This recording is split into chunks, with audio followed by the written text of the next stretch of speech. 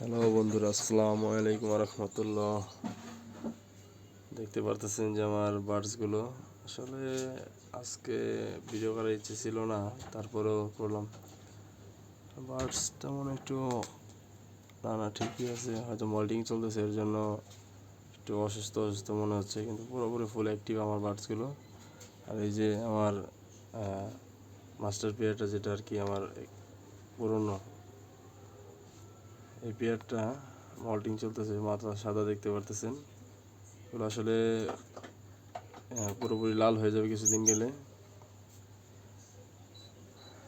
তারপরে আমার এই যে জেব্রা ফেন্সগুলো দেখতেছেন, ওরা অলরেডি বক্সের ভিতরে আছে, বেবি দিছে। বেবিগুলো সম্ভবত বের হবে না, অ্যাগ্রেসিভ খুবই, হাত দিলে ঠোকরে দিতে আসে, খুবই অ্যাগ্রেসিভ। আর এই যে আমার প্রিন্স পাখির ইয়েলো আর গোল্ডেনের যে জোড়াটা, এটার বক্স দিয়ে দিছি। ইনশাল্লাহ যদি ঠিকঠাকভাবে প্রপারলি জোড়া নিয়ে নেয়, তাহলে দেখা যাইতেছে যে একটা ভালো কিছু আশা করতেছি।